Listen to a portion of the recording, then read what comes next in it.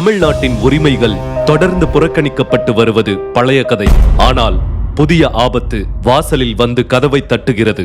அதுவும் தொகுதி மறுவரையறை என்ற பெயரில் 2026ஆம் ஆண்டு மக்களவை தொகுதி மறுவரையறை மேற்கொள்ளப்பட உள்ளது.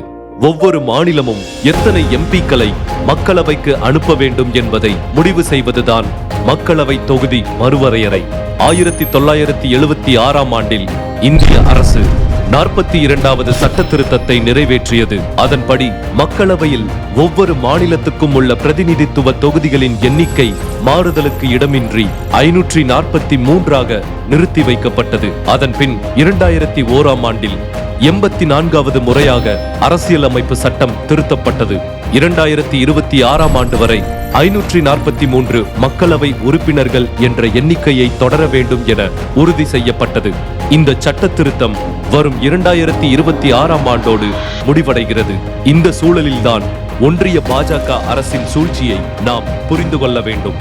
நாம் இருவர் நமக்கிருவர் போன்ற மக்கள் தொகை கட்டுப்பாட்டு திட்டங்களை வெற்றிகரமாக நிறைவேற்றிய பெருமை தமிழ்நாட்டிற்கு உண்டு. அதே சமயம் பல வட மாநிலங்கள் மக்கள் தொகையை கட்டுப்படுத்த இன்று வரை எந்த நடவடிக்கையும் எடுக்கவில்லை. புதிய மக்கள் தொகை கணக்கெடுப்பிற்கு பிறகு மக்களவை தொகுதி மறுவரையறை செய்யப்பட வேண்டும். இங்குதான் பாஜக அரசின் சதி தொடங்குகிறது. ஒன்று, மக்களவை உறுப்பினர்களின் எண்ணிக்கையை 848ஆக அதிகரிப்பது. மற்றொன்று, தற்போதுள்ள 543 தொகுதிகளை மாற்றாமல் மறுவரையறை மேற்கொள்வது. இந்த இரண்டில் எதை செய்தாலும் அது தமிழ்நாட்டிற்கு பாதிப்புதான். முதலாவதாக, தற்போதுள்ள மக்களவை உறுப்பினர்களின் எண்ணிக்கையை 848ஆக அதிகரிப்பது நியாயமாக தோன்றலாம். ஆனால் உண்மை அதுவல்ல. மக்களவை தொகுதிகளின் எண்ணிக்கையை 848ஆக அதிகரித்தால் தமிழ்நாட்டிற்கு வெறும் 10 மக்களவை தொகுதிகளே கூடுதலாக கிடைக்கும். அதே சமயம் மக்கள் தொகை அதிகமாக இருப்பதால் உத்தரப்பிரதேசம் 63 தொகுதிகளையும், பீகார் 39 தொகுதிகளையும், ராஜஸ்தான் 25 தொகுதிகளையும் கூடுதலாக பெறும். இரண்டாவதாக, தற்போதுள்ள 543 மக்களவை தொகுதிகளை அப்படியே வைத்து தொகுதிகளை மட்டும் மறுவரையறை செய்தாலும் தமிழ்நாட்டிற்கு தான் பாதிப்பு. அப்படி செய்தால் தமிழ்நாடு 8 தொகுதிகளை இழக்கும். அதாவது 39 மக்களவை தொகுதிகளில் இருந்து 31 தொகுதிகளாக குறையும். அதே சமயம் உத்தரப்பிரதேசம் 11 மக்களவை தொகுதிகளையும், பீகார் 10 தொகுதிகளையும், ராஜஸ்தான் 6 தொகுதிகளையும் கூடுதலாக பெறும். கல்வி, மொழி உரிமை, வரி பகிர்வு, பட்ஜெட் என தமிழ்நாட்டை தொடர்ந்து புறக்கணித்து வரும் ஒன்றிய அரசின் அடுத்த நகர்வுதான் தொகுதி மறுவரையறை.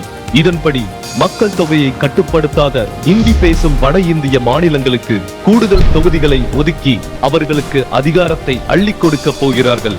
மக்கள் தொகையை கட்டுப்படுத்திய தமிழ்நாட்டிற்கு குறைவான தொகுதிகளை கொடுத்து நம்மை அதிகாரமற்றவர்களாக, குரலற்றவர்களாக மாற்ற திட்டமிடுகிறார்கள். எந்த ஊர் நியாயம் இது? ஒட்டுமொத்தமாக தமிழ்நாட்டை புறக்கணித்து தமிழ் மக்களை சொந்த நாட்டிலேயே அகதிகளாக்க வேண்டும் என்பதே பாஜகவின் சதித்திட்டம். மக்களவை தொகுதி மறுவரையறை மூலம் நமது பிரதிநிதித்துவத்தை குறைத்து நமது குரலை பலவீனமாக்குவது ஒன்றிய பாஜகவின் திட்டம். இத்தகைய சதித்திட்டம் அரங்கேறினால் கல்வி, பொருளாதார கொள்கைகள், மாநில உரிமைகளில் தமிழ்நாட்டின் குரல் வலை நெரிக்கப்படும்.